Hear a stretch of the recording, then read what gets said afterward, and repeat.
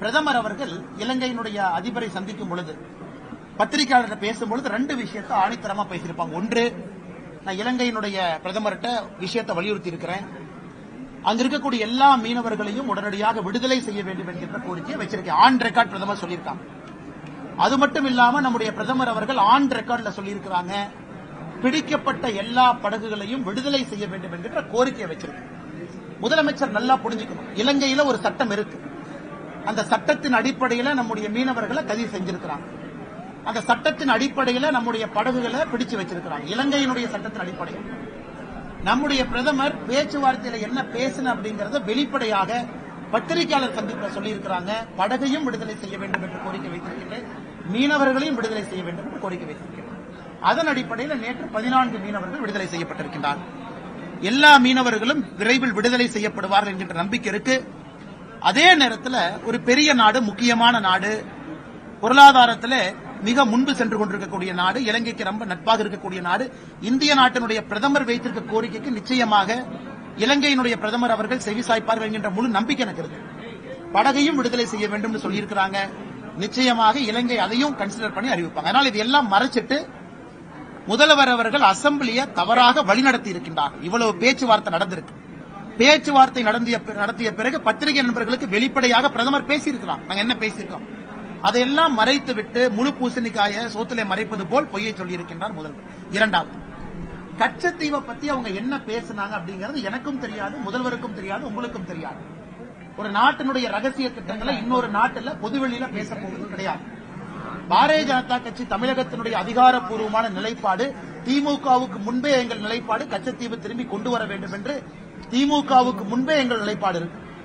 அதனால் முதலமைச்சர் அவர்கள் தயவு செய்து எங்களுக்கோ பாரத பிரதமர் நரேந்திர மோடி அவர்களுக்கோ பாடம் எடுக்க வேண்டாம். கச்சத்தீவை பற்றி, கச்சத்தீவு இன்னைக்கு இன்னொரு நாட்டினுடைய சொத்தா இருக்கு.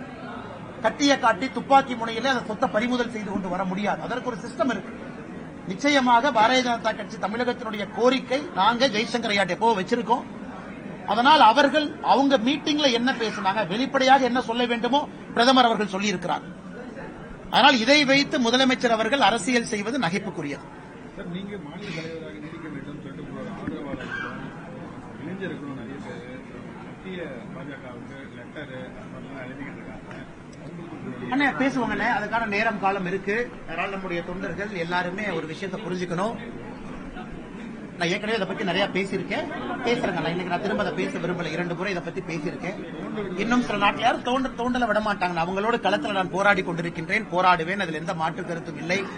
நான் செப்பல் போடாம நின்று இருக்கேன். 4 மாசம் ஆச்சு செப்பலை கழட்டி. காரணம் என்ன? திராவிட முன்னேற்ற கழகத்தினுடைய ஆட்சி தூக்கி எறியப்பட வேண்டும் என்பதற்காக என் செப்பலை தூக்கி எறிஞ்சு 4 மாசம் ஆகுது. ஆனால் களத்திலிருந்து போராட போகின்ற என்னுடைய நேரம் முழுவதுமே களத்தில் இருக்க போகுது. அதிகமா டிராவல் இருக்க போகுது. மக்களோடு மக்களாக இன்னும் அதிக பணிகள், இந்த மாநில தலைவர் அப்படிங்கிற நிறைய பணிகள் இன்னைக்கு எனக்கு இருக்காது. அதை பத்தி சந்தோஷம் தான். அமைப்பு ரீதியான பணிகள்லாம் வேற அவங்க செய்யட்டும். அதனாலதான் நான் சொன்னேன், மாநில தலைவர் போட்டியில் நான் இல்லை என்கின்ற அர்த்தத்தில் சொன்னேன். காரணம், களத்திலே இருக்க வேண்டும் என்று நினைக்கின்றேன், களத்தில் இருப்பேன். அதனால தொண்டர்கள் யாராக இருந்தாலும் அவர்களோடு சேர்ந்து இந்த போராட்டம் இருக்கும். ஏற்கனவே சொல்லியிருக்கேன், தலைவர் பதவி இருக்கிறனால ஒருவர் அடையாளப்படுத்தப்பட வேண்டும் என்கின்ற அவசியம் யாருக்குமே இங்கே இல்லை. பதவிகள் வரும், பதவிகள் போகும். ஆனால் எல்லோருமே இன்னும் சுறுசுறுப்பாக, வேகமாக, வீரியமாக களத்தில் போராட வேண்டும் என்று பாரதிய ஜனதா கட்சியினுடைய தொண்டர்கள் எல்லோரையும் இந்த நேரத்தில் அன்போடு கேட்டுக்கொண்டேன். நான் இங்கிருந்து போகும்போது அண்ணாத்துல ஒவ்வொரு சங்களையும் பிடிஞ்சு எரிஞ்சிட்டு தான் போவேன் அப்படின்னு சொல்லிருக்கீங்க. இப்ப மாநில தலைவர் அந்த அந்தஸ்துல இல்ல அப்படின்னா என்ன நிலைமையில இருக்கும்? அதே போராட்டம், அதே தொடர்ச்சி அப்படியே தான் இருக்க போது. உங்களை சந்திக்க போகின்றோம்.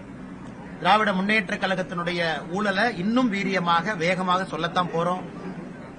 அது நரேந்திர மோடி ஐயாவுக்காக அரசியலுக்கு வந்தவன் நான். அவர் கிணத்துல குதினால் குதிக்கிற ஆள் நான் ஒரு கட்சியை பார்த்தோ ஒரு சித்தாந்தத்தை பார்த்தோ அரசியலுக்கு வரலைங்க. அது எல்லோருக்குமே தெரியும்.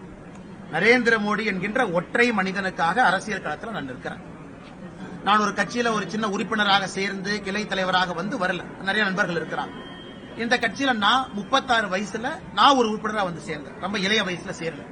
அதனால் மோடி அவர்கள் கை காட்டுவார். இதை செய்யணும் சொன்னா அதை செய்ய போறேன். மோடி அவர்கள் சொல்லும் பொழுது கண்ணை மூடிக்கொண்டு செயல்படுத்துவது மட்டும்தான் என்னுடைய வேலை.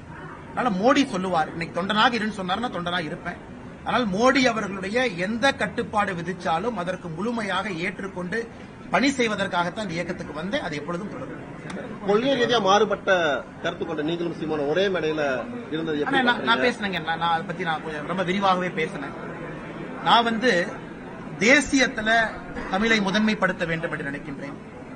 சீமான் அண்ணன் தமிழ்ல தேசியத்தை பார்க்கறாங்க.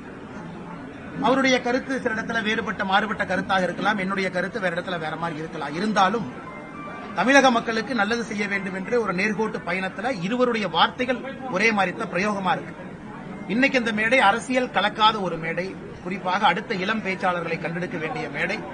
அதில் அண்ணன் சீமான் அவர்களோடு, பேராசிரியர் ஞானசம்பந்தம் அண்ணனோடு, மிக முக்கியமாக பாரிவேந்தர் ஐயாவோடு பங்கேற்றதிலே உள்ளபடியே மற்றற்ற மகிழ்ச்சி அடைகின்றேன். நன்றி.